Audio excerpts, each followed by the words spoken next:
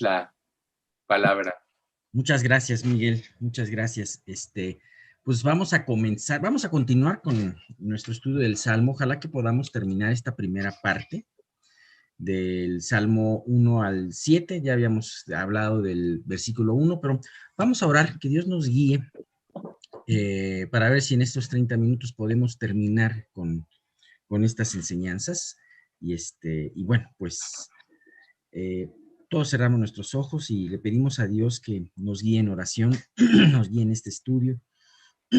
Padre, te queremos pedir que tú bendigas este tiempo a tu lado, este tiempo de estudio, de este tiempo dominical, Señor, en donde tenemos que apartar, y es importante hacerlo, un tiempo para poder meditar sobre tu palabra, para poder aprender de ella. Te quiero pedir que sea tu Espíritu, tu Santo Espíritu, quien guíe cada una de las palabras que se van a decir. Tú solamente conoces cuál es la necesidad de cada uno de nosotros para poder escuchar, alentarnos, ser exhortados, corregidos. Y Padre, en base a esa confianza que tenemos, te queremos pedir que tú seas quien guíe cada una de las enseñanzas, no solamente del Salmo, sino también, Dios, del estudio que compartirá Miguel. Que tu mismo Espíritu sea el que haga de los dos temas uno solo y puedas hablar con toda libertad en esta asamblea. Te queremos pedir todo esto, te damos gracias, te pedimos por las personas que todavía no se han podido conectar y para que tú las traigas pronto y que también este estudio pueda hablar a sus corazones. Por Cristo Jesús te lo pedimos. Amén. Sí se escucha bien sin ningún problema, ¿verdad? Ok. Bueno, perfecto. Vamos a... acuérdense que en el chat ponemos luego los versículos que vamos viendo. Entonces, si quieren ustedes verlo para no anotarlo y leerlo conmigo, pues ahí van a estar listos, ¿no? Entonces, pues, estamos viendo la primera parte de este estudio. Este estudio, el Salmo 94, de los versículos 1 al 7, estamos viendo. Y prácticamente señalábamos en el resumen de esta primera parte que el Salmo comienza con un clamor por parte del autor, del salmista, anhelando que Dios intervenga en la justicia y ponga orden. Resalta el atrevimiento de los impíos para hacer el mal y su falta de temor hacia Dios. Entonces habíamos visto en la primera parte, en el primer versículo, que Dios era el Dios de las venganzas. Y ya habíamos explicado específicamente qué significaba esto. A nosotros nos molesta un poquito a veces que hablemos de un Dios de las venganzas, pero no entendemos cuál es la justicia perfecta de Dios. Habíamos hablado de que muchas veces la venganza la tomamos como la venganza que toma el mismo hombre y vemos lo injusto y lo cruel que es esta venganza. Sin embargo, ahora podemos ver que el concepto de la venganza de Dios es plenamente y meramente justicia. Y esto viene muy en colación al versículo número 2. Vamos a leer el versículo número 2 en el Salmo 94. Engrandécete, oh juez de la tierra, da pago a los soberbios. Aquí podemos ver que se reafirma que la venganza divina está completamente relacionada con la justicia perfecta de Dios. Se le da el título en este salmo a Dios de juez de la tierra. Es el juez de jueces. Verdaderamente es el juez que va a juzgar no solamente a nosotros, no solamente al ser humano, sino va a juzgar inclusive a los jueces. Realmente el hecho de ser un juez en cualquier parte del mundo, así como es una responsabilidad enorme. Muchos de los jueces que tenemos no se dan cuenta de todas las cuentas que tendrán que dar delante del juez supremo, del juez de toda la tierra. Decía un amigo hace tiempo que si ellos entendieran un poquito lo que, bueno, hay algunos que sí lo entienden, ¿verdad? Hay algunos jueces que son cristianos, no sé si aquí en el país, pero en otros países sí, pero si todos estos jueces que promulgan leyes, que aceptan leyes, que no se oponen a las malas leyes, pudieran entender un poquito acerca de que algún día van a ser juzgados por este juez de toda la tierra, verdaderamente deberían de estar temblando de miedo. Y verdaderamente sería un tema como para, si realmente no pueden defender la justicia de Dios, mejor renuncien, ¿no? En ese sentido. Es una situación de mucha responsabilidad y vemos este juez de la tierra que terminará juzgando la tierra. Ahora, todos los jueces que podemos ver, humanos, esta, este cargo se les ha sido dado. Generalmente se les da, hay un poder que escoge y nombra a los jueces. Dios, atrás de todos esos poderes, nombra a todos estos jueces. Sin embargo, el juez de la tierra no fue nombrado por nadie, sino de pleno derecho, él tiene esta posición. Dios realmente es el juez que por naturaleza es juez y por derecho natural es juez, pero además es el único juez justo, es el único que realmente tiene la potestad de poder juzgar correctamente. ¿Por qué? Porque Él es justo, porque podemos tener la completa seguridad de su justicia, de su imparcialidad. Nadie lo puede poner en tela de juicio. Todos los jueces que están aquí en la tierra, todos fallan, todos se equivocan, todos tienen que darle cuentas a nadie, pero este juez de toda la tierra no lo va a hacer porque es enteramente justo. Ahora, se le dice en esta parte, en la segunda parte del versículo 2, da el pago a los soberbios. ¿Por qué escoge específicamente la soberbia? Hemos hablado que la soberbia es el principio de muchos pecados, es el principio de que el hombre se aparta de Dios. Podemos ver que esta soberbia da luz a la violencia, por ejemplo, da luz al ateísmo, por ejemplo, en general a la vida impía y apartada de Dios, ¿no? Podemos ver en Isaías capítulo 2, versículo 12, que dice, porque el día de Jehová de los ejércitos vendrá porque el día de Jehová de los ejércitos vendrá sobre todo soberbio y sobre todo altivo y sobre todo enaltecido y será abatido. Aquí en este versículo de Isaías 2:12 nos habla de ese día del juicio de Dios. El día en que el juez de la tierra, el único juez verdaderamente justo, dará este pago a los soberbios. Qué impresionante, ¿no? De hecho, ¿sabes por qué pecas? ¿Sabes por qué desconfiamos de Dios? ¿Sabes por qué luego no nos esperamos a sus respuestas y tomamos las cosas y el asunto en nuestras manos? Cuando pase todo esto, checa, ¿qué tal está la soberbia en tu vida? ¿Cómo anda tu orgullo? Porque la incredulidad también es orgullo.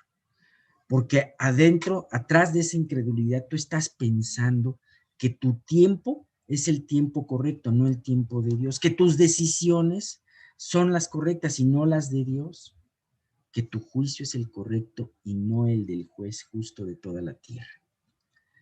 Bien, continuamos con el versículo 3. ¿Qué nos dice este versículo? ¿Hasta cuándo los impíos? ¿Hasta cuándo Jehová se gozarán los impíos? ¿Hasta cuándo? Esta es una parte que vemos muy común, es una queja de los justos, de los santos.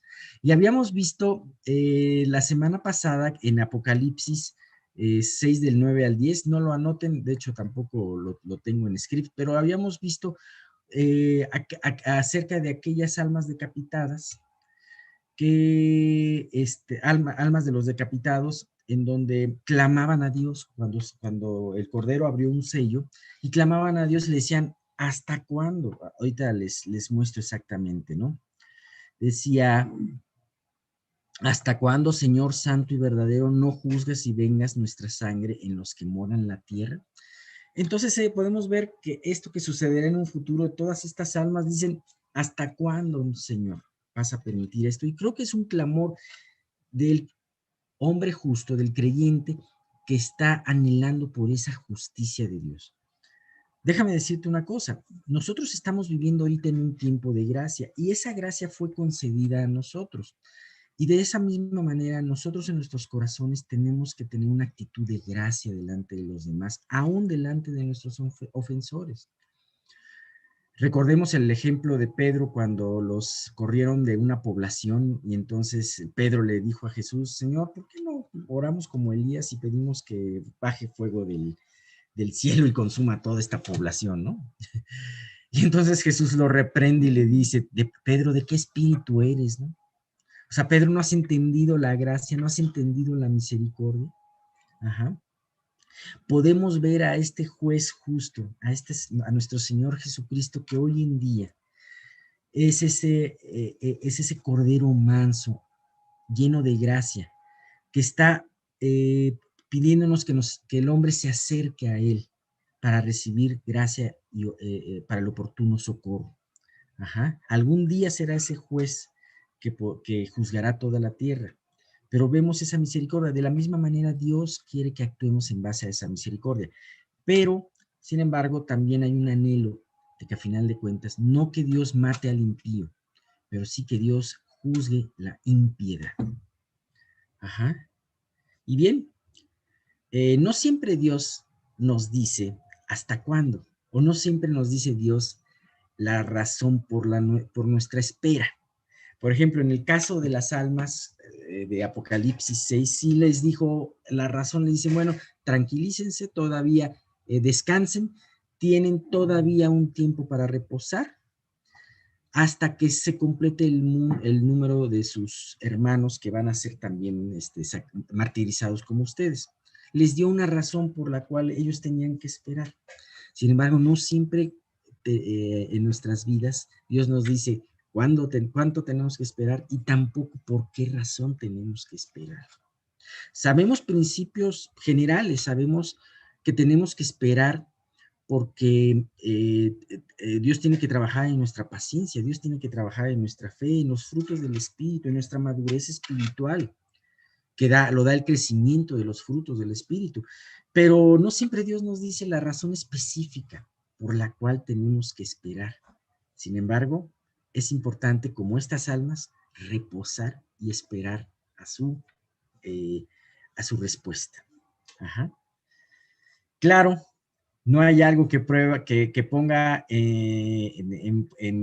a prueba la fe del creyente que ver que el impío prospere, que ver que aquel que no tiene temor de Dios le va bien, que aquel que blasfema en contra de Dios no le pasa, no solamente no le pasa nada, sino que en este mundo es prosperado. Ajá. Hay varios versículos que nos hablan de esta queja, ¿no? Tenemos dos salmos, el Salmo 37, de los versículos 35 al 36, en donde David decía, vi yo al impío sumamente enaltecido y que se extendía como laurel verde, pero él pasó y aquí no estaba, lo busqué y no fue hallado. Sí, aquí vemos un principio. El creyente ve al impío que es enaltecido, sin embargo el impío deja de en un abrir y cerrar de ojos, ya no está, como ese laurel que se extendía sus ramas. Vemos en el Salmo 73 de Asaf, en los versículos 18 al 19, acerca de este fin que Dios tiene para los impíos. Ciertamente los has puesto en deslizaderos, en asolamientos los harás caer. ¿Cómo han sido asolados de repente? Perecieron, se consumieron de terrores. Ajá. Y bueno, si Dios no desea la muerte del impío, sino que el impío se arrepienta y venga a Él, desde luego eso es lo que Dios quiere que haya en nuestros corazones. Sin embargo, sí hay un consuelo de que Dios algún día va a traer, va a traer justicia a este mundo corrompido. Y que todo esto que estamos escuchando, que se está moviendo en la humanidad, que se está cociendo, ¿no? En cuanto a fuerzas que se van a oponer, que se están oponiendo, y en un futuro, déjame decirte, va a estar peor. Todas estas fuerzas, todos estos asociaciones, lobbies que se están que ahorita se están oponiendo a los principios de Dios, en un futuro se van a oponer aún más. Y vamos a ver esto y nos va a doler en nuestro corazón. Y aún podríamos ser hasta víctimas de todas estas fuerzas y poderes humanos, de todas estas olas embravecidas que escuchábamos en el salmo anterior. Pero no te preocupes, hay un fin en todo esto y el fin viene mucho más pronto de lo que nosotros pensamos. No podemos perder nuestra vida en esta esperanza, nuestra vista, mejor dicho, en esta esperanza, ¿no? Bien, vamos a ver los siguientes versículos, pero en este versículo habla de algo muy, muy curioso en la segunda parte del versículo 3. ¿Y qué nos dice? ¿Hasta cuándo, Jehová, se gozarán los impíos? Se gozarán. Ahora, aquí vamos a hablar acerca de una manera sintetizada de las señales que tiene un impío en su comportamiento, en su proceder. Sin embargo, me detengo un poquito en esta parte y dice, ¿hasta cuándo se gozarán los impíos? ¿Qué tiene de malo que un impío se goce? ¿En qué afecta el gozo de un impío al pueblo de Dios? Bueno, primeramente hay que ver de qué se goza el impío. Bien, el pecado, no olvidemos que el pecado entra a la vida del hombre y al entrar a la vida del hombre trastorna toda su forma de pensar. Acuérdense los caminos de la maldad que nos dice el Salmo número 1. Bienaventurado el varón que no anduvo en camino de pecados, en consejo de malos, pero bienaventurado el varón que no anduvo en consejo de malos. Primero, escucha ese consejo equivocado. Que no estuvo en camino de pecadores. Una vez que lo escuchas y lo aceptas, vas caminando en el camino de pecadores. Ni en silla de escarnecedores se ha sentado. Una vez que escuchaste el mal consejo, vas caminando por ese mal consejo pecaminoso y te acostumbras a caminar en ese consejo de pecaminoso. Te gusta estar en la reunión de pecadores escarneciendo a los justos y burlándote de la palabra de Dios. Ese es precisamente el gozo del impío. Dice el versículo, una vez que el pecado entra en la vida del hombre, lo trastorna. Le decían a un adolescente preguntaba hace mucho tiempo, oye, ¿qué problema hay con fumarse un cigarro de marihuana? Y le decía esta persona, mira, el primer cigarro de marihuana te puede costar mucho trabajo fumarlo, pero el segundo ya no. Entonces, trata de no fumar el primero. Y entonces, así es el pecado. La primera vez que cometes un pecado, te cuesta mucho trabajo, pero la segunda ya no, porque ya abriste un camino, ya hiciste un camino, ese camino de pecadores, ¿no? Ya tu mente fue alterada y entonces empiezas a pensar al revés de los principios de Dios. Lo que Dios dice que es bueno para el impío es malo y lo que el impío dice que es bueno para Dios es abominación. Entonces, podemos ver varias cosas que nos sustentan los proverbios para decir, el necio, por ejemplo, tiene deleite en que su necedad se dé a notar. Mientras que el sabio guarda la sabiduría para aquellos que quieran escuchar con interés, el necio toma deleite en hablar de su necedad a todo el mundo. ¿No has visto, por ejemplo, a los que les gusta tomar? ¿Cómo les encanta hablar de todas sus proezas que hacen cuando toman? ¿No has visto a aquellos que les gusta defraudar? ¿Cómo les encanta hablar y presumir de su, entre comillas, inteligencia? Cuando dice, oye, fíjate que yo me vi muy listo y al que trancé se vio bien tonto. Entonces, ese tipo de cosas. Eso es una mente trastornada, es una mente invertida. Uh-huh. El impío se goza en pecar. Ajá. El que ha caminado, como decía yo hace ratito, el que ha caminado tiempo en caminos de pecadores, se termina sentando en silla de burladores, en silla de escarnecedores. Ahora, cuando tú vienes a Cristo, tú y yo éramos así. Cuando tú vienes a Cristo, ajá, ¿qué es lo que hace Cristo? Te da su mente. Nosotros tenemos la mente de Cristo. Y entonces esa mente de Cristo empieza a ordenar todos tus principios. Domingo a domingo y día a día a través de la lectura, Dios ordena nuestra mente. Por eso es muy importante estar en contacto con la palabra de Dios. Porque Dios va ordenando nuestra mente, va ordenando los principios, va poniendo en orden las cosas. Ajá. Y entonces, cuando Dios hace este trabajo en tu vida, entonces comprendes lo necio que de la risa del necio, por ejemplo, lo vano de la risa del impío. Ajá. Se da cuenta que ellos, así como también tú mismo, antes de convertirte, te gozabas de la impiedad, te gozabas de los malos chistes, te gozaban de la blasfemia, te gozabas de escarnecer. Ajá. Y no pasa nada, no cae un rayo, no cae un juicio. Ajá. ¿Y sabes qué? Pero con la mente de Cristo, todo esto lo has podido, Dios lo saca adelante y Dios lo corrige. Ahora, aquí la situación y lo terrible no es que una sola persona lo haga, no es que solamente haya un impío aislado cada 100 kilómetros, ¿no? El problema es que estamos en un mundo en donde hay impiedad total, en donde el ambiente, la filosofía es impía.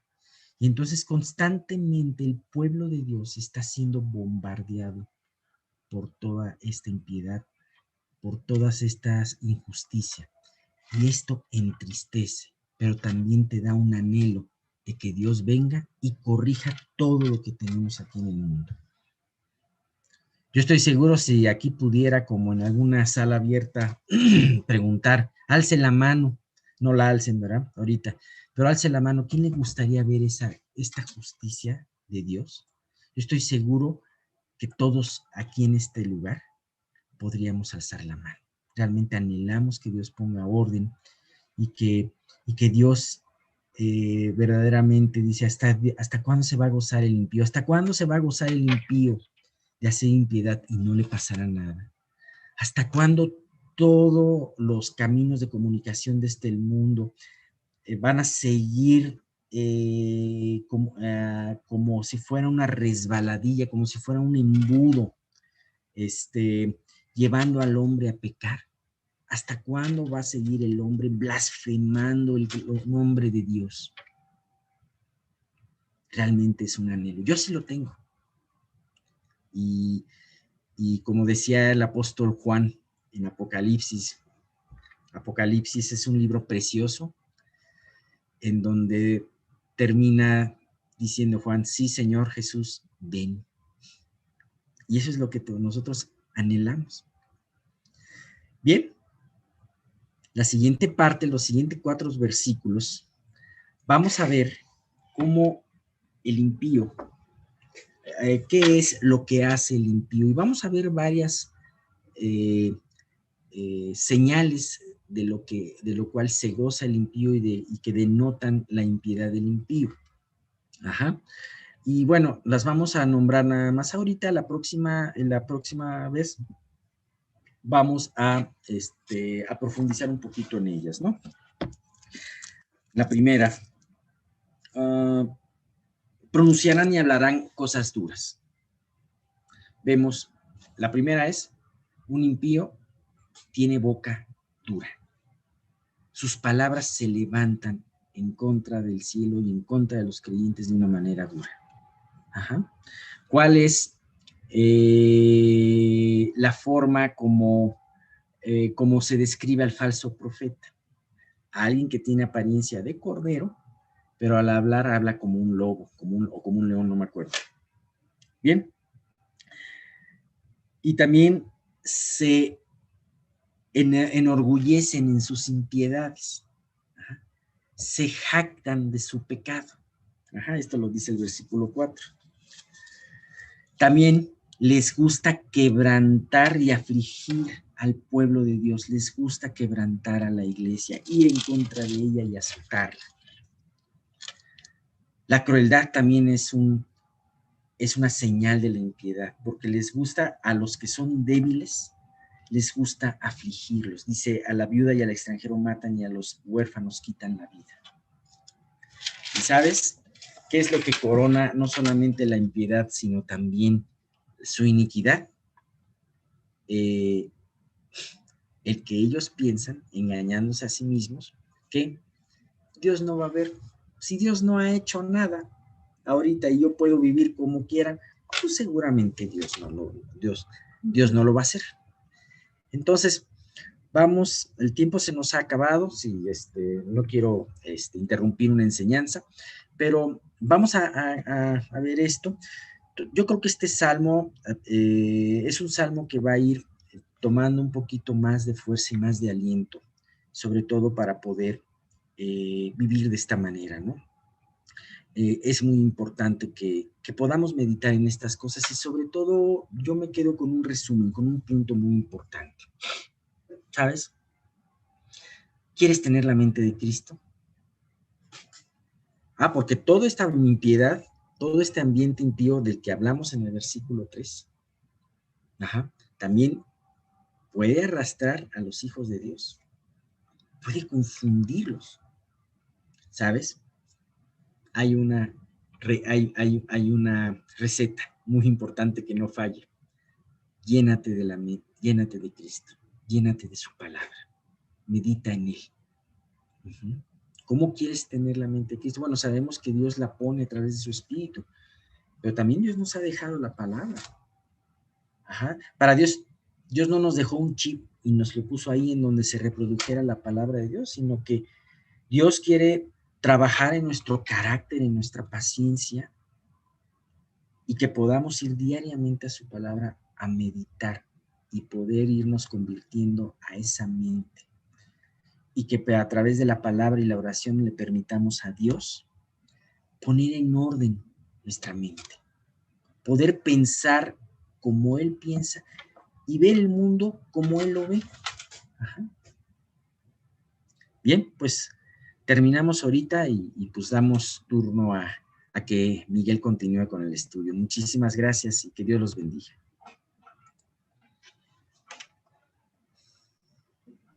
Gracias, Alex. Realmente muy interesante este análisis de los caminos del impío y el proceso que la Biblia nos marca de diferentes maneras. Pero gracias a Dios que en su palabra Él siempre nos da recursos para que podamos vencer y para que podamos tener victoria sobre el pecado, sobre las tentaciones. Y pues bueno, volviendo nosotros a la oración del Padre Nuestro, que a veces la vemos como una oración que todo el mundo repite, pero que tiene tantas enseñanzas, tantas que no nos podríamos imaginar. Aquí vemos nosotros que es un modelo, recordando lo que habíamos dicho, de oración, no es algo para repetirse. Y en este modelo de oración, Dios quiere que tengamos una estructura sobre la cual podamos acercarnos a Él cada día. Por tanto, solo vamos a repetir lo que ya sabemos, pero con la consigna o con la cuestión de estar dentro del tema, ¿no? Padre nuestro que estás en los cielos, santificado sea tu nombre, venga tu reino, hágase tu voluntad como en el cielo, así también en la tierra. El pan nuestro de cada día, dánoslo hoy y perdónanos nuestras deudas, así como también nosotros perdonamos a nuestros deudores. Y vamos a dejarle ahí por lo pronto. Y entonces, volvemos al punto de que esta enseñanza nos da el propósito de la oración. O sea, podríamos decir, viendo otros aspectos. En primer lugar, es santificar el nombre de Dios. Recordemos nosotros que Dios es santo, santo, santo, y que en el judaísmo, cuando se repite 3 veces una palabra, es un término absoluto.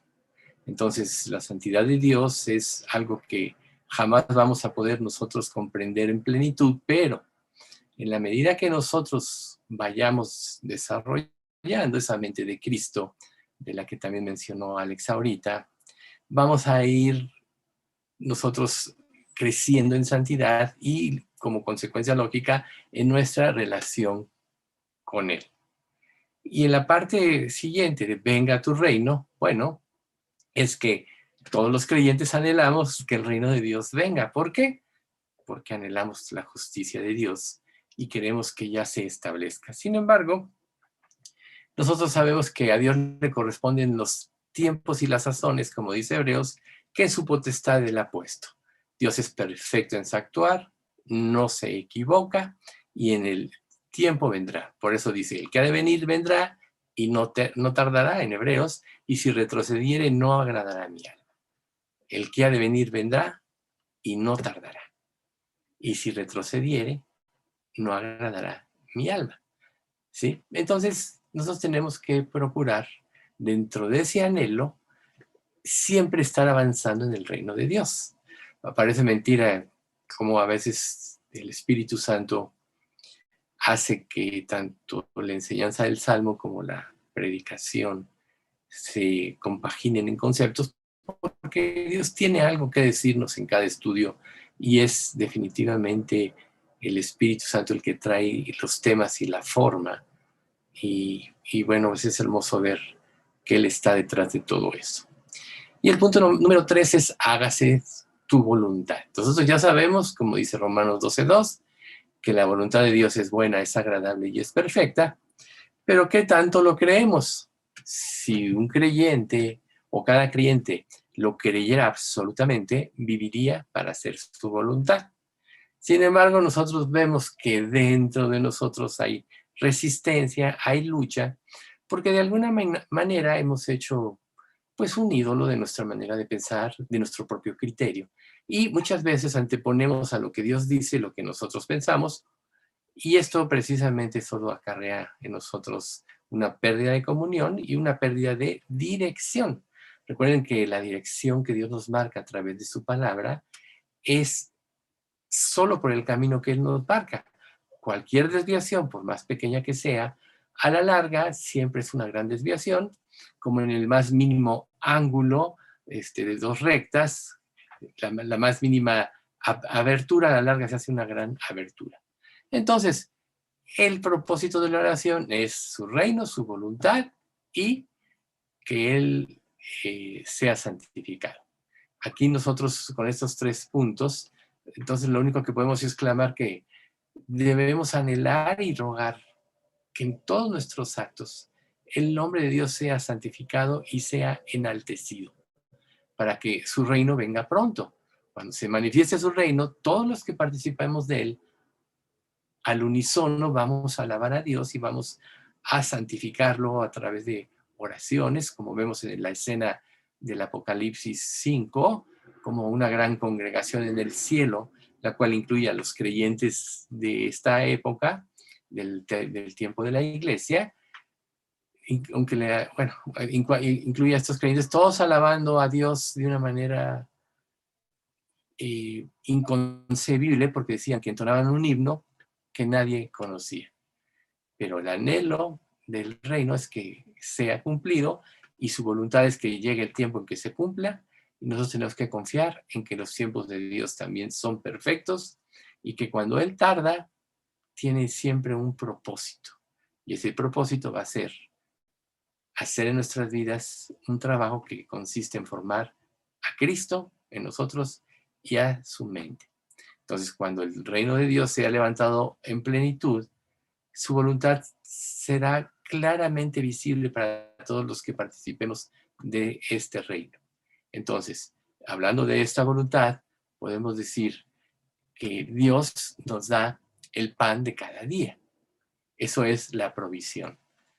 O sea, sabemos que este mundo, por ejemplo, en esta pandemia, hay muchas personas que han padecido, perdieron sus trabajos, se acabaron sus ahorros si es que los tenían y padecieron hambre o están padeciendo hambre. Pero Dios a sus hijos siempre les provee lo necesario. Nosotros en este pequeño grupo de creyentes que representa nuestra iglesia, podemos ver que ninguno de nosotros se ha quedado sin comer, ninguno de nosotros ha dejado de alimentarse correctamente cada día, y que es un hecho que Dios de una u otra manera, aunque pudieras tener problemas económicos, resuelve nuestras necesidades diarias. Entonces su provisión es algo que Él promete, recuerda, busca primero el reino de Dios y su justicia, y todas estas cosas os vendrán por añadidura, e incluye las necesidades de cada día. En segundo lugar, al perdonar nuestros pecados, eso significa la más amplia liberación que nosotros podemos tener a través de este perdón.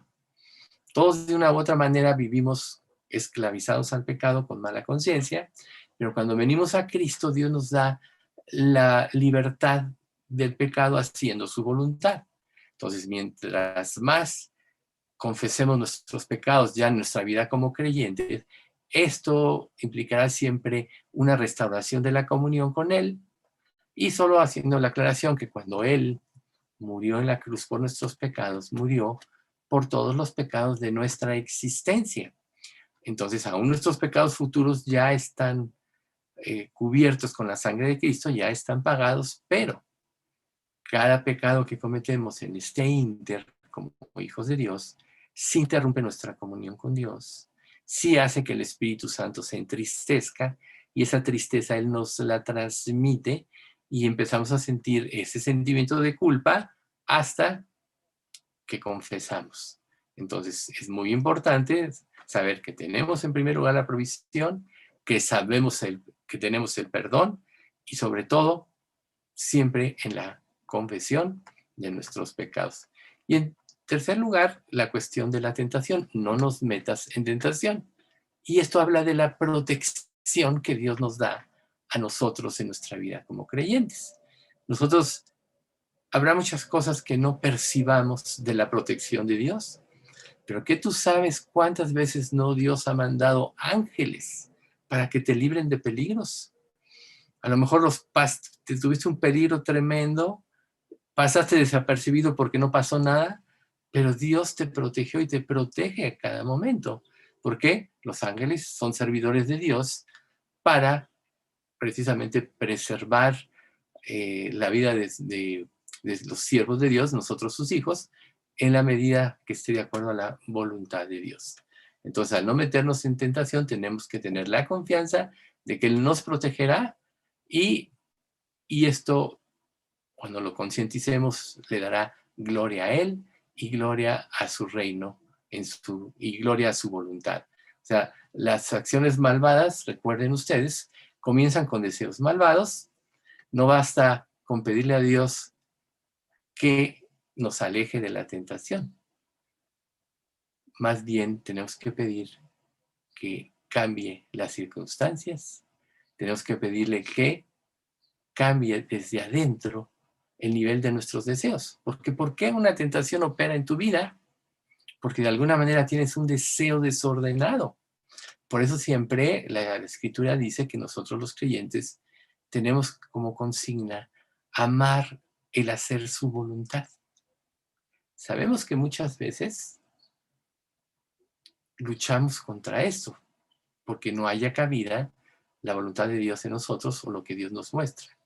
Pero si nosotros amamos hacer su voluntad, vamos a ir por el sendero seguro y vamos a estar precisamente combatiendo con eficacia los deseos malvados que batallan contra el alma, y no importa qué tan fuerte pueda ser una tentación, Él cambiará las circunstancias o nos dará, como dice 1 Corintios 10:13, nos dará juntamente con la tentación la salida para que podamos soportar. Entonces, eso es una manera de verlo. Otra manera de verlo es que Dios nuestro Padre sea santificado en todo lo que Él es y su nombre, ¿no? Padre nuestro que estás en los cielos, santificado sea tu nombre. Que solo Él tenga el trono en nuestras vidas. Él por su naturaleza y por su carácter, lo tiene. Por supuesto, Él creó todas las cosas, Él formó el cielo y la tierra e hizo todo. Pero Dios es el único que tiene el control de todas las cosas, ¿sí? Y recuerden ustedes, venga tu reino, Él es un rey. O sea, Él es un verdadero rey que en nosotros actúa cada día y debemos de darle nosotros el trono de la gloria para que nosotros podamos venerarlo como corresponde, ¿sí? Y el anhelo de nosotros es que venga su reino, todos anhelamos que su reino ya esté aquí, pero la paciencia tiene mucho que ver, que siempre es hágase tu voluntad. ¿Por qué? Porque la paciencia es una evidencia de nuestra plena confianza en Él. Cuando una persona no tiene esa plena confianza, se puede desesperar, puede tomar su vida en sus manos y, lógicamente, una vez que tú tomas tu vida en tus manos, que significa actuar de acuerdo a lo que tú piensas, a lo que tú crees o de acuerdo a las circunstancias que vives, definitivamente va a cerrar el camino. Entonces, todos los creyentes tenemos que prepararnos en nuestra mente y en nuestro corazón y pensar que el camino de la voluntad de Dios para nosotros es perfecto, que Él nos equivoca y aunque Él tarde en darnos una respuesta, es porque siempre está haciendo algo. Siempre Dios actuará con certeza y se dará el fruto de lo que Él planeó, a tal grado que por eso la Escritura dice en Hebreos 4:3, todas las cosas estaban terminadas desde la fundación, antes de la fundación del mundo, ¿sí? Y recuerden, una oración egoísta es cuando se pide dirección, pero no reconoce el derecho de Dios de reorganizar nuestra vida, repito. Una oración egoísta es cuando nosotros nos presentamos delante de Él, pedimos dirección, pero no reconocemos el derecho de Dios de reorganizar nuestra vida. Dios, te pido esto, por ejemplo, pero hazlo en mis términos. Te pido esto, pero que el resultado sea este que yo quiero. Y no es así. Una verdadera oración es pedirle a Dios que ponga en nuestras prioridades su voluntad. Que en nuestra mente se active o se avive el deseo de hacer la voluntad de Dios. Si tú constantemente sientes que te estás resistiendo a esa voluntad de Dios, entonces tú tienes que, de alguna manera, hacer un trabajo en tu mente y en tu corazón que permita que Dios tome el control. O sea, muchas cosas nosotros pensamos de labios para afuera.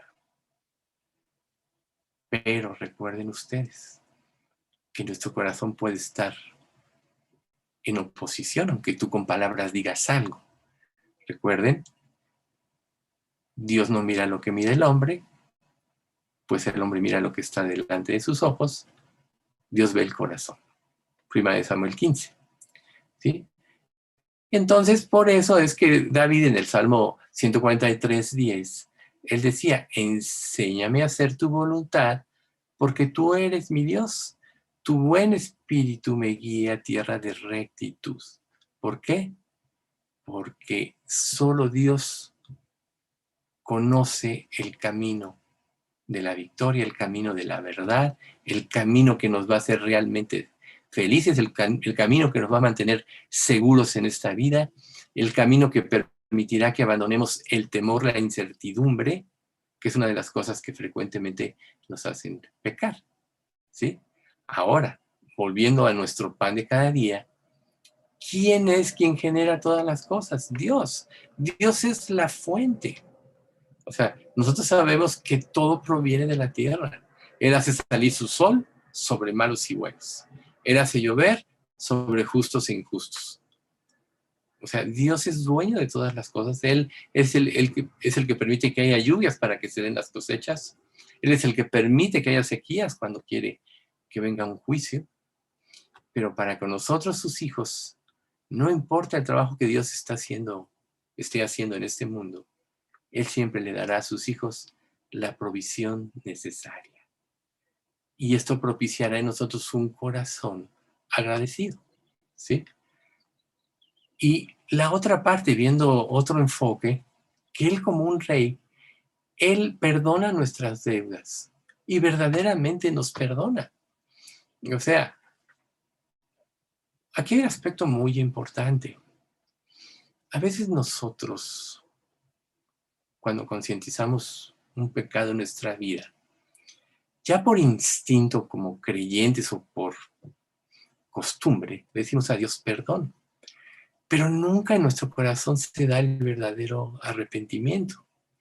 Recuerden ustedes que el perdón absoluto de Dios va ligado a un verdadero arrepentimiento. Por eso mucha gente que ha orado para recibir a Cristo, realmente no lo ha recibido, aunque piense que ya lo tiene, porque nunca se arrepintió verdaderamente, porque nunca tuvo dolor de haber ofendido a Dios, tuvo dolor de su pecado que propició la separación eterna, tuvo dolor de que con su pecado afectó a los demás, incluso a los seres que más quería. Pero el punto más importante de todo es el dolor por haber ofendido a Dios. Entonces, cuando tú te acudes a Él, dicho, como lo dice la misma Escritura, a cara descubierta delante de Dios, de ese Dios vivo que todo lo sabe y todo lo escudriña, y le pides un perdón, siempre hay liberación. Siempre hay cancelación de deuda, y al haber cancelación de deuda, hay libertad. No sé, yo creo que todos de alguna manera algo hemos debido alguna vez. Y mientras eso, o hemos pedido dinero prestado y le hemos dicho a la persona, te lo pago en tal tiempo. Y si se acerca ese tiempo que prometimos, si no hemos juntado el dinero o las cosas no salían como nosotros queríamos, siempre hay un pendiente en nosotros, algo que no nos deja dormir, algo que no nos deja en paz, porque tenemos una deuda. Así es el pecado con Dios. Pero ¿qué pasa cuando esta deuda se cancela? Cuando la terminamos de pagar o cuando alguien dice, no, ya no me debes nada. Viene una liberación. Se nos quitó un peso de encima. Ese es el resultado del verdadero arrepentimiento y de apropiar el perdón de Dios producto de un verdadero arrepentimiento. Y eso nos mete al camino de la libertad. Y ahora, viviendo en este camino de la libertad, Dios como amo, Él sabe todo lo que vamos a experimentar en nuestra vida, aún las tentaciones. Por eso esta oración del Padre Nuestro es, no nos metas en tentación, es porque Dios sabe todo lo que nos va a pasar. Pero Él, muchas pruebas de las que nosotros vivimos, a veces no le hayamos sentido. ¿Por qué Dios permite que pases en mi vida? Y le buscamos y no le hayamos sentido. Cuando tú busques en verdad y no le hayas un sentido, piensa que Dios se puede estar preparando para tentaciones futuras que no sabes que vas a experimentar, pero Dios sí lo sabe. Cuando ya viene la tentación, tú ya estás preparado por la prueba que Dios antepuso. Es más o menos el efecto de la vacuna, ahora que todo el mundo nos estamos vacunando, ¿verdad?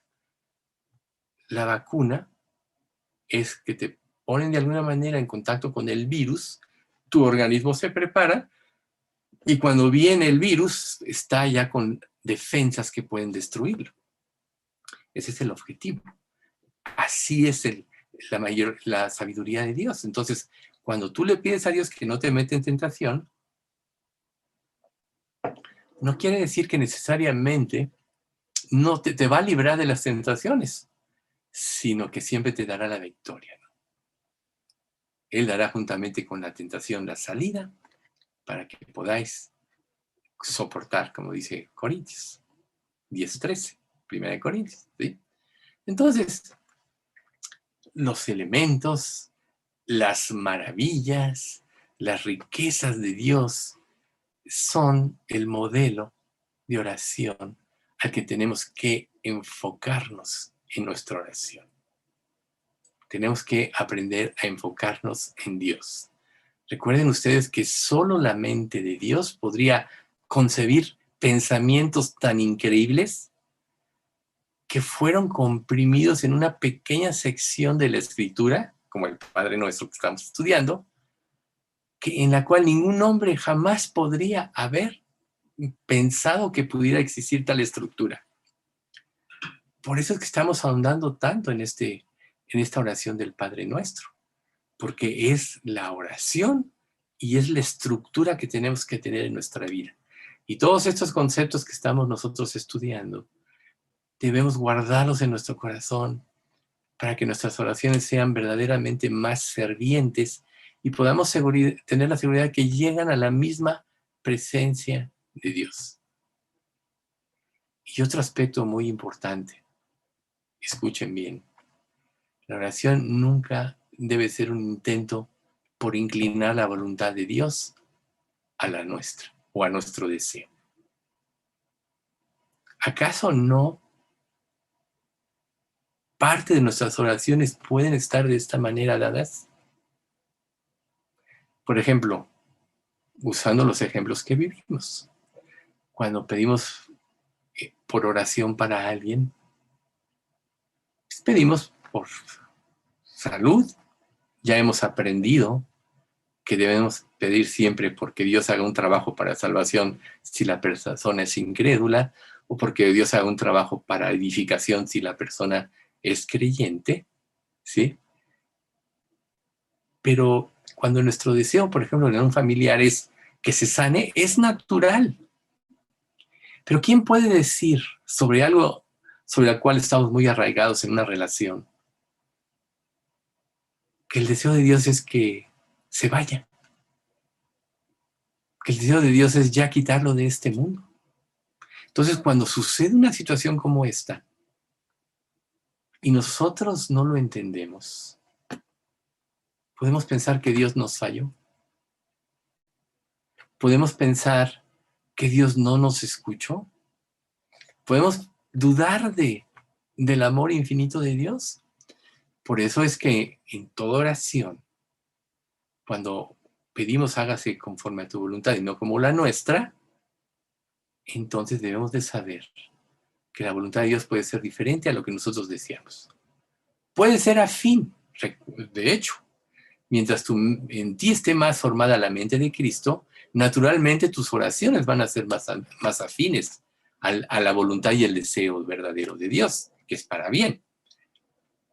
Pero siempre vamos a experimentar esta lucha. Entonces tenemos que tener bien claro que cuando nos presentamos delante de Dios, el deseo de Dios es el perfecto y no debemos de tratar de imponerle cosas a Dios, o no debemos de tratar de decepcionarnos porque Dios respondió de la manera que nosotros no queríamos, ¿sí? Entonces, la oración de Dios es para inclinarnos ante Él y seguir el camino de su voluntad y no para encajar nuestra voluntad en la de Dios. Porque si tú piensas de esta manera, estás diciéndole a Dios de alguna forma que tú eres más inteligente que Él, que tu visión de la vida y de las cosas es más sabia que las de Él. Entonces recuerden, porque la voluntad de Dios es buena, es agradable y perfecta. Romanos 12:2. Entonces, si nosotros reconocemos que Dios es soberano, y cuando decimos, Dios, dame el pan, por ejemplo, de cada día, que esto santifique su nombre. O sea, no debemos, por ejemplo, dar gracias como una cuestión religiosa, por costumbre. A ver, vamos a dar gracias para eso. Cuando tú das gracias por los alimentos, ¿realmente reconoces que la provisión viene de Él y que si no fuera por Él no tendrías nada? A lo mejor dices, no, yo tengo mi trabajo seguro y tengo mi sueldito y puedo comer. O tengo mis ahorros y aunque venga una crisis puedo salir adelante. ¿No? Podrías pensar así. Pero realmente la vida puede cambiar en un momento, como hemos visto a lo largo de la historia tantas veces. Entonces, cuando nosotros queremos santificar a Dios es porque anhelamos que su nombre sea exaltado, es porque creemos que nuestros pecados han sido perdonados y Él verdaderamente nos liberó de la esclavitud del pecado, y porque anhelamos que su reino se manifieste, ¿sí? Entonces, cuando tú, por ejemplo, le dices, no me metas en tentación, pensando solo en ti, no estás haciendo a Dios el amo de tu vida. ¿Sabían ustedes que cuando más crecemos nosotros es en las pruebas? Que cuando Dios trae circunstancias a nuestra vida adversas, que no nos esperábamos que vendrían y de repente se manifiestan, pero ¿cómo si yo llevaba también mi relación, por ejemplo, con una persona? Pero ¿cómo si yo no estoy en paz con los demás y ahora me pasa esto a mí? Como si Dios perdiera el control de las cosas. Dios no pierde el control de las cosas. Todo lo que permite Dios en nuestra vida tiene un propósito. Entonces, si Él es el amo de nuestra vida, todo lo que experimentemos, comprendiéndolo, de aquí en adelante, debemos de saber que tiene un propósito, debemos de hallar ese propósito. Pero generalmente, cuando termina la prueba es cuando lo entendemos y le damos gloria a Él. Recuerden Hebreos 12:11, es verdad que al presente ninguna tentación, no, ninguna disciplina parece causa de gozo, sino de tristeza. Pero después da fruto apacible de justicia a los que en ella han sido ejercitados. O sea, en el momento de la prueba no es causa de gozo, sino de tristeza, bien dice la Escritura. Pero cuando la prueba termina y se cumplió el propósito de Dios, da ese fruto apacible. Porque al terminar la prueba, nuestra mente se transformó. Esa área de debilidad que teníamos ya no existe, se convirtió en un área de fortaleza, porque Dios nos acondicionó y formó en esa área de nuestra vida la mente de Cristo, y no hay inseguridad ya. Y entonces, ¿qué es lo que tú anhelas ahí? Que venga tu reino, exaltas su reino, ¿sí? Entonces, en todas las cosas, cuando todo ha terminado, el propósito en toda oración siempre se va a encontrar en el versículo 13 de esta oración. Porque tuyo es el reino, el poder y la gloria por todos los siglos. Amén. Este es el punto. Tuyo es el reino, el poder y la gloria por todos los siglos. Lo era antes, lo es hoy y lo será, aunque esta humanidad pecadora no lo reconozca. Pero nosotros, los que hemos conocido a Dios, sí lo reconocemos. Y ojalá que lo reconozcamos, ¿sí? Porque aquí es donde surge la verdadera alabanza. La verdadera alabanza no se da por repetir canciones, sabérselas de memoria y tenerlas ahí todo el tiempo, sino se da porque tienes una plena confianza en los hechos de Dios, ¿sí? La verdadera alabanza expresa admiración, respeto y gratitud. ¿Tú realmente alabas a Dios de esta manera? Tú no siempre tienes que entonar un himno. La verdadera alabanza realmente surge de lo profundo del corazón cuando tú estás cierto de la gloria de Dios y de su poder infinito y de su perfección. Y sobre todo, de su amor irrevocable, que es una de las palabras que más se usa en la versión de la traducción viviente. Tu amor irrevocable. Admiración a Dios por su poder y porque no se equivoca. Respeto por su persona, ¿sí? Y gratitud, porque si tú estás en Cristo, Él te escogió. Y si crees que estás y todavía no estás, porque te está haciendo ver tu condición interna espiritual para que vayas a Él. Entonces, si hay el menor resquicio de duda en tu vida, vuelve a trabajar en el arrepentimiento hasta que tengas esa plena seguridad que no va a venir por ti, va a venir por Dios. Cuando Dios entra en tu corazón, recuerda, el Espíritu da testimonio a nuestro espíritu de que somos hijos de Dios. Romanos 8:14. El Espíritu da testimonio a nuestro espíritu de que somos hijos de Dios. ¿Y cómo es ese testimonio? Certeza absoluta sin el menor grado de duda. Un grado de duda evidencia que tú no te arrepentiste en plenitud ante Dios, que dejaste ahí algo oculto que no querías entregar. Algún ídolo que a tus ojos es más grande que Dios. Por eso es tan importante analizar esta oración. Entonces, toda oración debe ser siempre dirigida a Dios y conforme a su voluntad.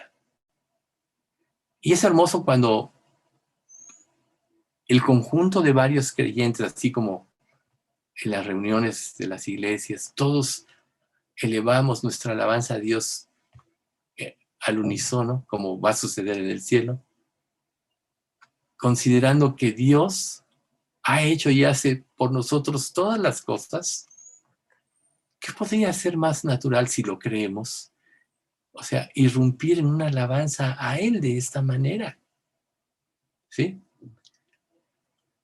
Entonces, volvamos otra vez a los tres elementos, que es importante volverlos a considerar. Recuerden que la vez pasada decíamos que el Padre Nuestro es como un diamante en bruto que se saca de una mina. Para que salga en plenitud el diamante, se tiene que ir haciendo cortes. ¿Y qué característica tiene un diamante? Yo creo que todos han visto alguna vez un diamante o un circonio de menos. Diferentes ángulos. Nosotros es lo que estamos haciendo aquí. Sobre lo mismo estamos viendo diferentes ángulos para que podamos entender con mayor precisión la profundidad de esta oración del Padre Nuestro.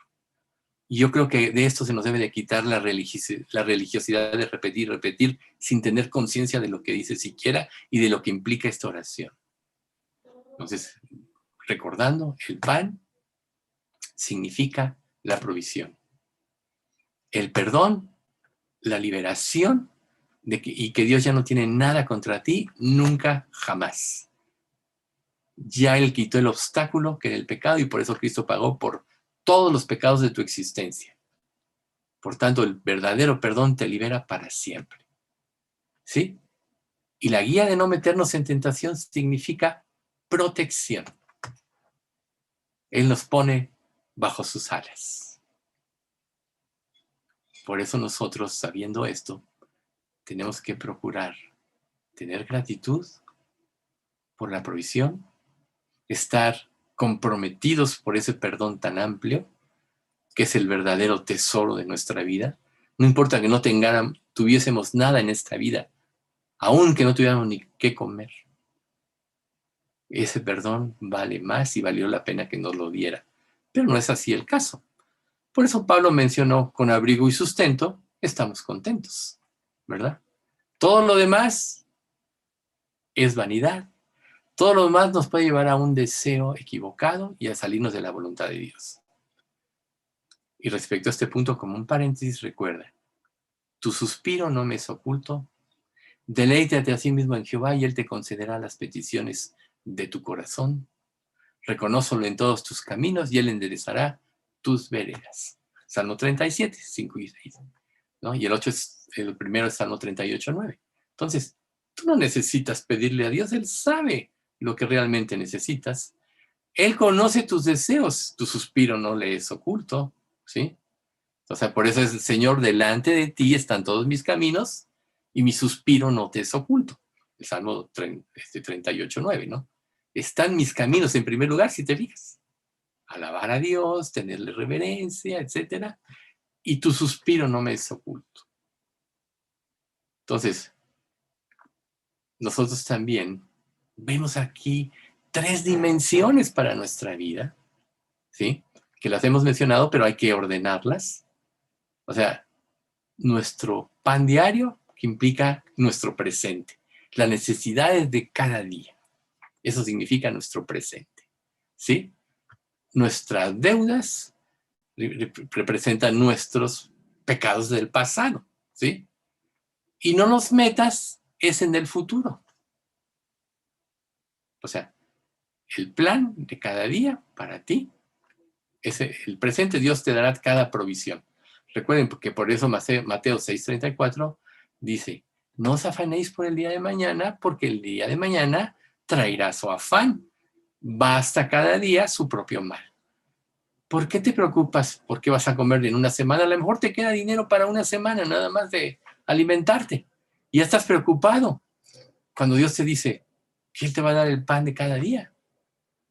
¿Acaso no hizo llover en Israel aves? ¿No les dio el maná cada día en el desierto por 40 años? No les dio, a lo mejor no les dio vestidos nuevos, pero sus vestidos no se envejecieron, ni se desgastaron sus sandalias. Eso fue un milagro de Dios. Y el maná tenía todos los elementos para la condición en que ellos vivían. ¿Pero qué sucedió? Anhelaron carne. Y la carne no era el alimento adecuado. Acá hay una gran enseñanza del pan de cada día, cuando no confiamos en la provisión diaria de Dios.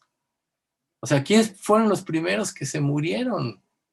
Los más robustos, porque no era el alimento adecuado. Y así nosotros a veces anhelamos cosas que no es el alimento adecuado, y Dios nos está dando el alimento adecuado, pero nos sentimos inconformes, insatisfechos, dudamos de Dios porque no nos da lo que queremos.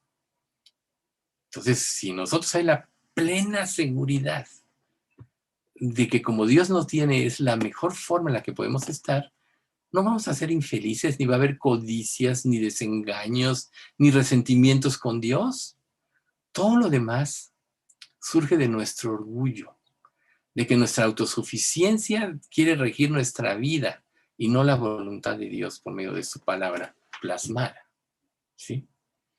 Entonces recuerda, Él estará atento en el presente, en el pasado ya actuó, nos liberó del pecado, y en el futuro traerá todo lo necesario para que nosotros podamos seguir adelante. ¿Sí? Entonces, en esta pequeña oración, si se dan cuenta, incluye toda la provisión y el sustento de Dios en el pasado, en el presente y en el futuro. Y otro aspecto de este diamante, ¿sí? La provisión, o sea, el pan representa lo físico. Él estará al pendiente de tu cuerpo en general. El perdón, lo mental, que alivia la angustia de la culpabilidad cuando nos arrepentimos, ¿sí? Y el no meterte en tentación es lo espiritual. O sea, Él va a mantener nuestra vida alta en forma espiritual, nos va a ir llevando una pendiente creciente, ¿no? Acuérdense de la escalera que muchas veces pusimos como ejemplo en el pasado. Cada vez que tú crees algo y lo obedeces, es como si subieras un peldaño de la escalera. Pero si te atoras en uno, los demás tampoco los puedes seguir subiendo. ¿Por qué? Porque si no diste el paso del siguiente escalón, menos vas a tener la fuerza para saltar ese escalón y seguir los siguientes escalones. Por eso es paso a paso, momento tras momento de nuestra vida, y el tiempo que Dios destine que estemos en este mundo, Él lo va a usar para que crezcamos en la fe, para formar a Cristo en nosotros. Entonces, nos va a mantener en lo físico, va a cuidar nuestra mente y nos va a hacer crecer espiritualmente para que cada día seamos más semejantes a Cristo y cada día estemos más en comunión. Por supuesto que la mente de Cristo era la mente de Dios, y aún como humano sabía perfectamente bien que era la mente de Dios porque siempre obedeció. Por tanto, es que en la medida que nosotros obedecemos a Dios, tenemos la certeza de que Dios estará y ya ha estado en el pasado, está en el presente y estará en el futuro de nuestras vidas. ¿Qué angustia puedes tener entonces por esto? Lo que este mundo vive, lo que este mundo dice. A veces cuando te concentras solo en las noticias, puedes llegar al momento de tener una gran angustia. Pero esa angustia se disipa si tú sabes en lo profundo de tu mente y de tu corazón que Dios tiene el control de todo y que tú, si ya realmente eres hijo de Dios, tu vida y tu futuro está garantizado. No nada más para esta vida, sino para la eternidad. ¿Sí? O sea que estemos hablando de lo físico, de lo mental o de lo espiritual, sea que sea lo que estemos hablando, está incluido en esta oración del Padre Nuestro. ¿A poco no es hermoso? ¿Sí? Entonces, recuerden que todas estas oraciones, que es un punto también importante, están puestas en el griego en manera imperativos. O sea, son mandatos. El imperativo es como un mandato. ¿Sí? Lo cual significa que hay una gran intensidad, ¿sí?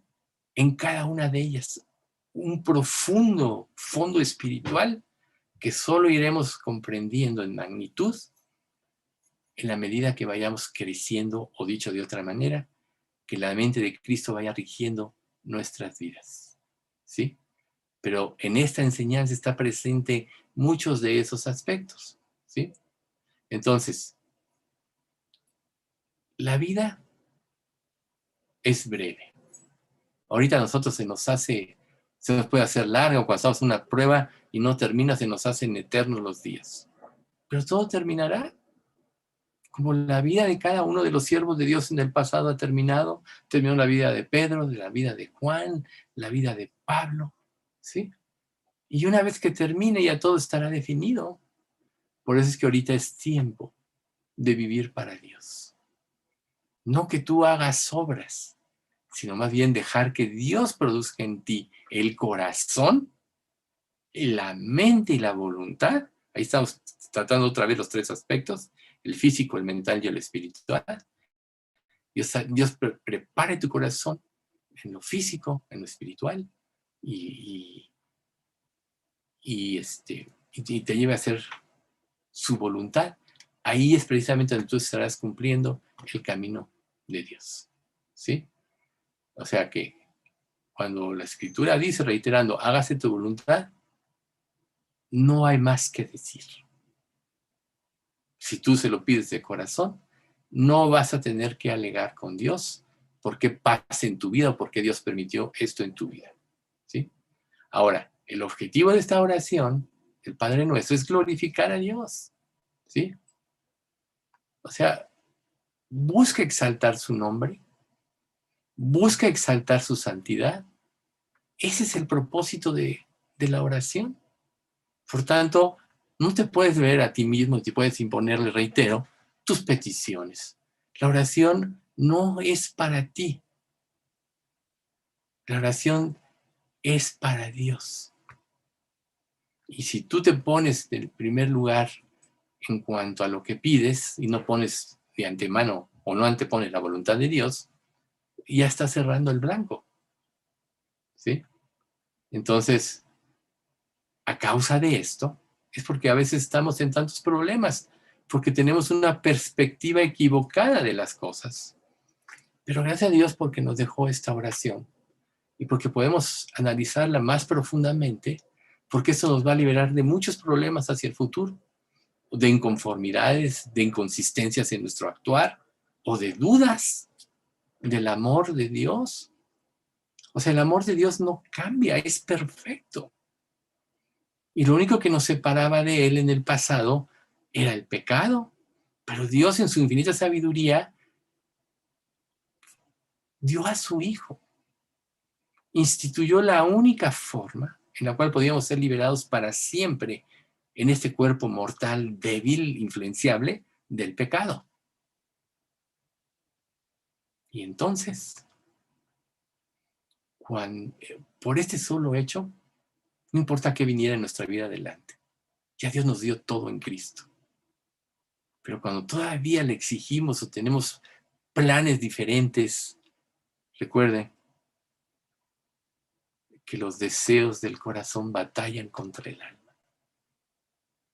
Esos deseos son como espejismos que nos hacen pensar que vamos a obtener algo cuando se cumplan, y cuando llegamos ahí, si es que se cumplen, o si forzamos las cosas para que se cumplan, vemos que no hay nada de lo que pensábamos, solo era un espejismo. Solo la voluntad de Dios nos puede llevar a crecer en plenitud, y cuando tú estás consciente de esto, solo lo glorificarás a Él y exaltarás su santidad. ¿Sí? Entonces, todos los creyentes debemos de considerar la voluntad de Dios como algo completo y que cumple los parámetros del reino venidero. Nosotros ya estamos siendo regidos por las leyes del reino. De hecho, el Sermón del Monte, capítulos 5, 6 y 7 de Mateo y 11 de Lucas, el Sermón del Monte está conformado conforme a las leyes del reino que vendrá. ¿Sí? Fíjense, alguien citó alguna vez: todo deseo posible del corazón que ora está contenido en esto. Contiene al mundo entero de requisitos espirituales. Combina en lenguaje simple toda promesa divina, toda tristeza y deseo humano y todo anhelo cristiano por el bienestar de otros. Fin de la cita. Repito, todo deseo posible del corazón que ora está contenido en esto. Contiene al mundo entero de requisitos espirituales, combina en lenguaje simple toda promesa divina, toda tristeza y deseo humano y todo anhelo cristiano por el bienestar de otros. Fíjense qué bonito concepto. Entonces, nuestro anhelo debe ser que el Padre sea glorificado en el Hijo. Y es precisamente lo que Jesús dijo en Juan 14. Cualquier cosa que pidieres en mi nombre, lo haré para que el Padre sea glorificado en el Hijo. Por eso toda oración debemos de pedirle el nombre de Cristo, ¿sí? Para que el Padre sea glorificado. Estamos buscando la gloria de Dios, ¿sí? Entonces, la razón por la que nosotros oramos y la razón por la que Dios responde es para desplegarse a sí mismo, para desplegar su gloria. Eso es todo. Esa es la razón. Entonces, por ejemplo, cuando tú oras por alguien que no es salvo y vienen a Jesucristo, no es para que tú te lleves la gloria por tu petición, sino es para que tú le puedas mostrar a esta persona que hay un poder divino para salvación que lo lleva a su verdadera gloria, ¿sí? Cuando tú tienes una necesidad física y oras, y Dios satisface esa necesidad, no es para que obtengas lo que quieres, sino para que sepas que Dios satisface tus necesidades, que Él está al pendiente de tu vida. ¿Y qué pasa cuando sucede esto? Te vas a regocijar en su amor, te va a dar confianza. ¿Quién sabe si tú no te has entregado en plenitud todavía? Porque todavía estás en estas luchas entre tu voluntad y la de Dios. Pero mientras más entregas tu voluntad a la voluntad de Dios, más certeza tienes de, de lo contundente que es Dios con su palabra y verdadero. O sea, Dios es verdad y todo lo que dice es verdad y todo lo que promete lo cumple. Por tanto, en toda circunstancia de nuestra vida, la gloria de Dios es lo que importa porque a Él pertenecen todas las cosas. Por eso es tuyo es el reino, el poder y la gloria por todos los siglos. Amén. Entonces, cuando ores, recuerda que no estás informándole a Dios.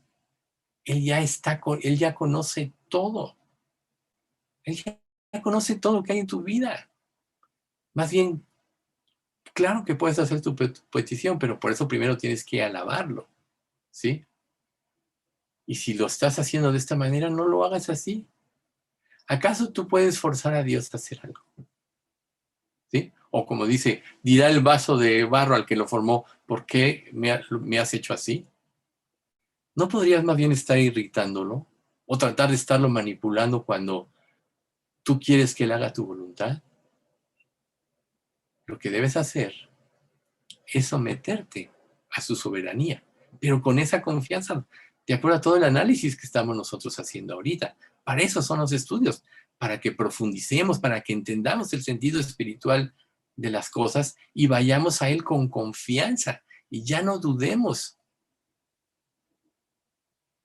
Entonces, cuando los discípulos le dijeron al Señor, enséñanos a orar, esa fue la afirmación de la oración que Jesús le dio a sus discípulos.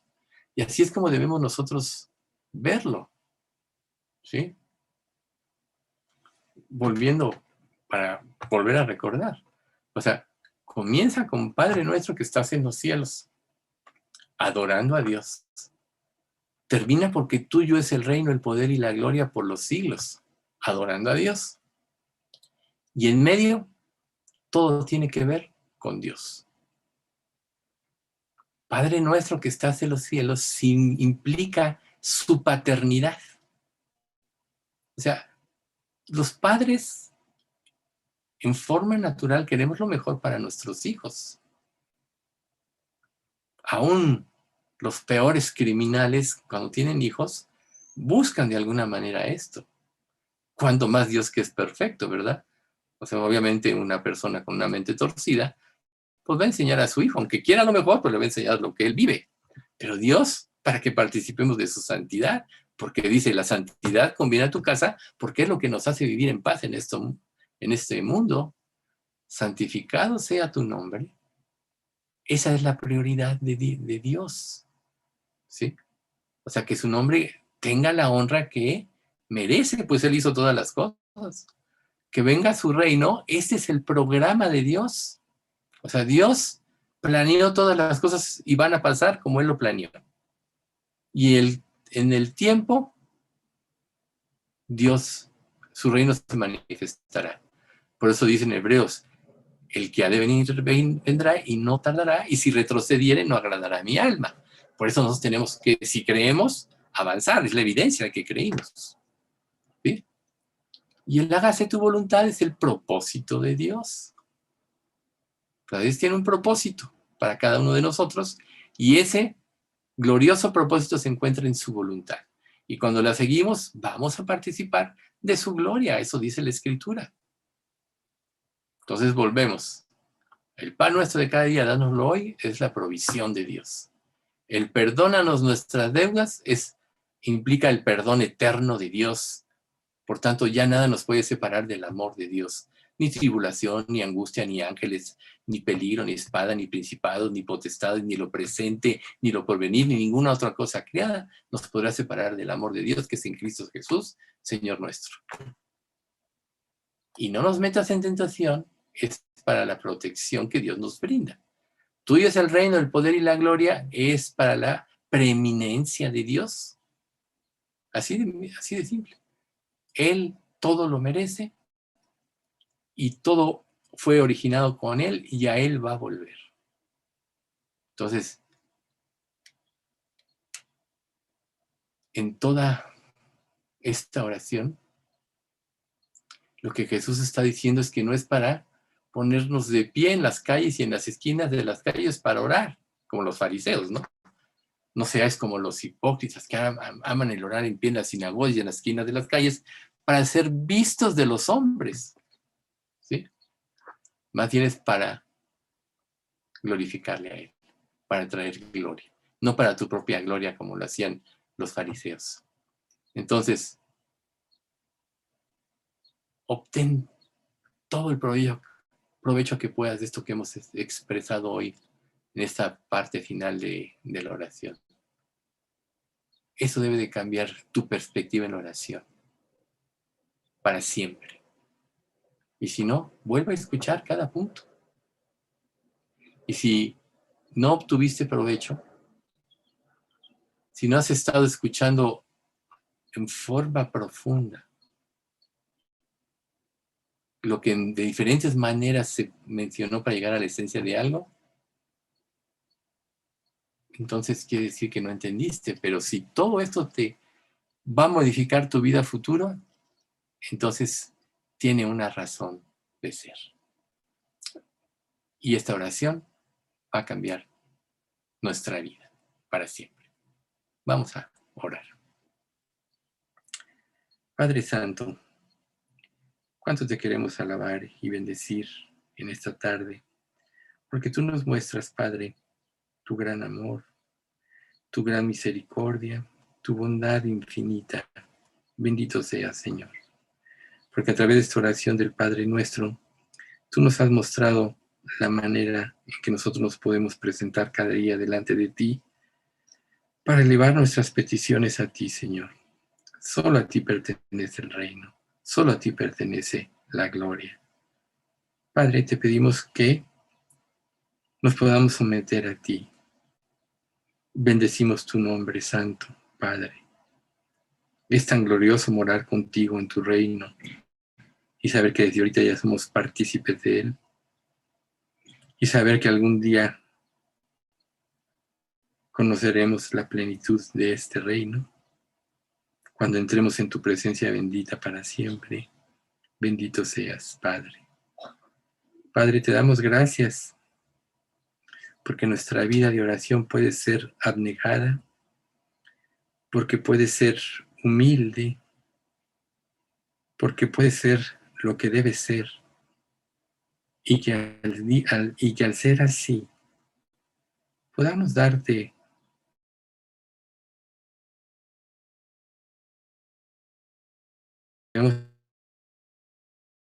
glorificamos,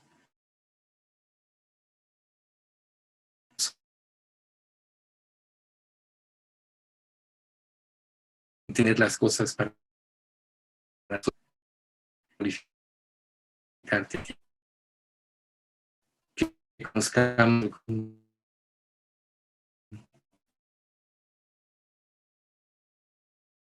glorificado para siempre.